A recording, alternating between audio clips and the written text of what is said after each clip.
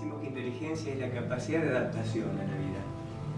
Los estudios más específicos hablan de que hay muchos tipos de inteligencia.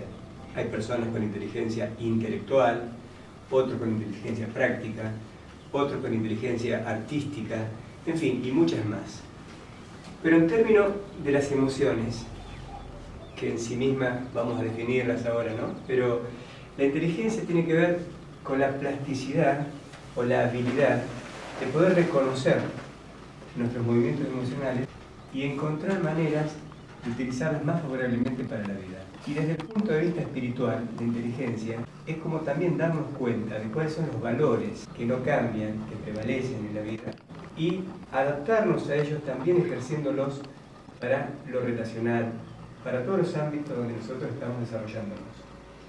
Es decir, que la inteligencia tiene que ver con descubrir los movimientos que tenemos en el interior, que pueden ser emocionales, de los sentimientos, corporales, de todo orden. De ahí que entendemos por emoción, en primer lugar, es una respuesta. Y ahí podemos distinguir básicamente dos tipos de respuestas. Hay una inteligencia natural que traemos desde el nacimiento y que es, por supuesto, nuestra propia biología. Y ese es el orden natural que nos ha constituido, nos ha creado. Y a veces, desde lo corporal, nos parecemos bastante a los animales. Ustedes vieron que los animales también tienen emociones.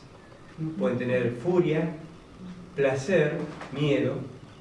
Cualquiera que tiene un perro en su casa puede advertir esto. Y en ese sentido nos parecemos cuando nosotros, por ejemplo, ante un hecho externo, reaccionamos instintivamente. Si vamos a cruzar la calle y vemos un vehículo que viene a toda velocidad, nos frenamos, no hubo pensamiento ahí, una reacción instintiva ante un hecho externo. Esta es una emoción primaria. ¿Y cómo se distingue una reacción instintiva de lo que llamamos comúnmente emoción? Porque la emoción que conocemos como broncas, iras, miedos, celos, envidias, siempre son respuestas a un pensamiento que se sienten en el cuerpo. O sea, los instintos son respuestas a algo externo que tiene que ver con un hecho imprevisto. Pero las emociones comunes tienen que ver con respuestas del cuerpo a los pensamientos. Y aquí ingresamos ya en un ámbito más complejo, porque nuestra psiquis la conformamos desde la estructura psicológica básica cuando nacemos, que empezamos a construir nuestra personalidad, los hechos que compartimos con la familia, los modos educativos que recibimos, las experiencias primarias, quiero decir, donde hay muchas improntas de situaciones que a veces son buenas, otras no tan buenas, traumas, alegrías, tristezas, todo lo que vivimos en la escuela, en la casa, con los amigos, con la familia, siempre son reacciones emocionales que las vamos a estar experimentando en el cuerpo, pero que vienen del pensamiento. ¿Y cómo pensamos? Pensamos conforme hemos aprendido. O sea, siempre hacemos interpretación de los hechos. Por eso es muy común decir que las cosas no son como las vemos, sino que las vemos como somos.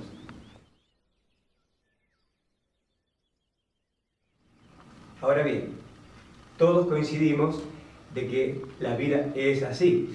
Aprendemos, vivimos, nos relacionamos y este mundo de las emociones parece ser el que regula la calidad de la vida. Se habla también de emociones positivas y de emociones negativas. Las dos generan una química en el cuerpo. Cuando hablamos de emociones negativas, por supuesto que sabemos la toxicidad que generan. Hoy la ciencia médica estudia las respuestas que trae, por ejemplo, al corazón, al sistema digestivo, al sistema nervioso, a la piel, cualquier tensión que tenga que ver con iras, miedos, respuestas simplemente de disgusto. A veces el solo hecho de tener mal carácter, pues cuando uno dice las personas que somos quejosas, la simple queja está trayendo alteraciones químicas importantes que van minando la salud. Y esto está hoy comprobable. Entonces decimos, busquemos emociones positivas, que van a ser mejor. Claro, por supuesto. Nos puede pasar dos cosas. Primero, lograr lo que queremos. Y después tenemos el problema del miedo a perder lo logrado. Entonces siempre la emoción tiene un contrario. Así, después de una gran fiesta, a la mañana por ahí están los resabios del agotamiento, el cansancio que quedó de una alegría vivida en la noche. O por ahí hicimos un gran esfuerzo para alcanzar un logro, lo disfrutamos muchísimo y viene el miedo, ¿y si lo pierdo? Entonces la emoción siempre nos va a hablar de una limitación en la vida y en la personalidad. Podemos decir que la emoción nos hace sufrir. De hecho, podemos decir que sufrimos porque las emociones son hijas de la personalidad y la personalidad siempre es un falso sentido del yo. Y acá entramos a hablar de la constitución de esa personalidad y hablamos del ego como una forma protectora de la vida que hemos construido ya desde muy pequeños, que tiene una función muy básica. Simplemente cuidar nuestra aparente integridad, desde lo físico, desde lo interno, ¿sí? Ejemplo, ¿sí? El ego que todos tenemos es el que de pronto nos va a cuidar el espacio vital. Si voy caminando por la calle y alguien me pisa, la reacción del ego puede ser que yo defienda mi espacio y me enoje. Pero ¿cuál es el problema del ego? No es ese en sí el problema, sino es que yo pueda identificarme con él.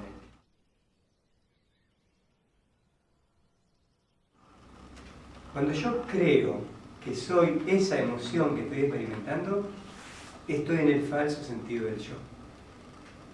Porque la emoción es una respuesta o una reacción en todo caso, pero esa no es mi verdadera esencia. Porque hay emociones que no vienen del ego. Hay emociones que vienen del verdadero ser, de la esencia de la persona que no cambia. La diferencia está en que esa emoción no me hace daño y no tiene contrario. Por ejemplo, la alegría, la paz, que puede venir del interior, no tiene un contrario, no la voy a perder cuando viene del ser. No hay miedo a perder esa alegría, porque simplemente es.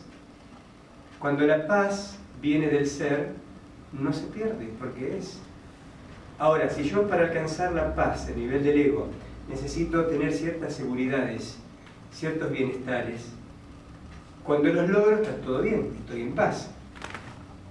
Pero tengo miedo a perder esa paz, porque si algo se cambia en lo externo, seguramente mi emoción va a variar de polaridad. Entonces, ¿cuál es el aprendizaje más importante? Todas las estructuras son inestables.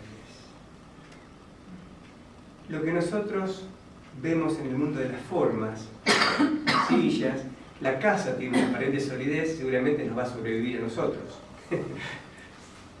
Pero es inestable. Tarde o temprano, los materiales, las formas cambian. Y también cambia nuestro cuerpo, y cambia nuestro mundo interno. Estamos acostados en una dimensión de tiempo y espacio. Eso es lo que llamamos el mundo de las formas. Cuando nosotros nos identificamos con las formas, es cuando entramos en el ego patológico. La palabra patos viene del griego y significa simplemente sufrimiento. El ego nos hace sufrir. Nos promete mucho, pero nos da poco. ¿Por qué? No se asienta nunca en lo que es. La dificultad estriba cuando yo estoy esperando siempre un momento mejor para vivir que este que estoy viviendo. Entro en una ilusión, ¿sí? Por eso es un falso sentido del yo, de creer que la vida será mejor mañana, o que fue mejor ayer, o puede pasar la contraria, que estoy tan conectado con lo que pasó ayer y fue negativo, que tampoco estoy presente. O, por otro lado, puede ocurrir que estoy tan pendiente de lo que vendrá y creo que ahí va a estar la realización de mi vida, ahí va a estar mi felicidad finalmente cuando alcance aquel objetivo. Y sin embargo, es una ilusión.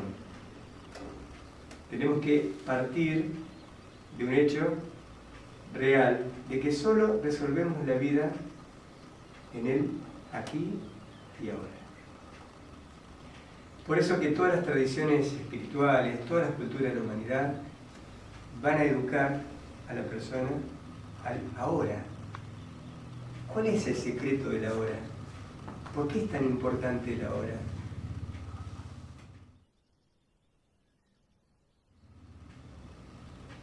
Justamente porque en el estado de presencia es donde uno entra en lo real. El pasado es una construcción mental que todavía sigue en nosotros en forma de recuerdos, memorias. El futuro es una ilusión por venir de imágenes y fantasías que estoy construyendo. Entonces, cuando yo vivo en esas dos dimensiones ilusorias de la vida, no estoy en contacto real con lo que es. El presente esconde la no forma, lo que no cambia. Y se dice no forma porque no lo podemos definir. Casi todas las formas son definibles, porque son limitadas, son inestables, tienen una transitoriedad en el tiempo, puede ser de muy largo tiempo, pero siempre es transitorio, o poco tiempo.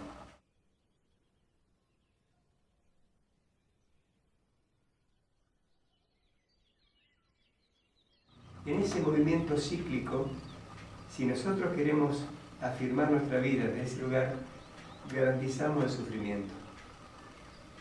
Porque nos genera un apego esa identificación con las formas que no nos permite fluir con el movimiento natural de la vida. Las formas están y las utilizamos, pero no nos identificamos con ellas. Entonces la inteligencia espiritual comienza a incorporarse cuando uno empieza a tomar una distancia sana entre las formas y la no forma. Darse cuenta de que uno no es esencialmente la forma. Tenemos una forma física que va cambiando con los años. Tenemos una forma intelectual que también va cambiando, porque uno crece, conoce otras cosas, aprende, se olvida. También cambia nuestra mente. Cambian nuestros sentimientos.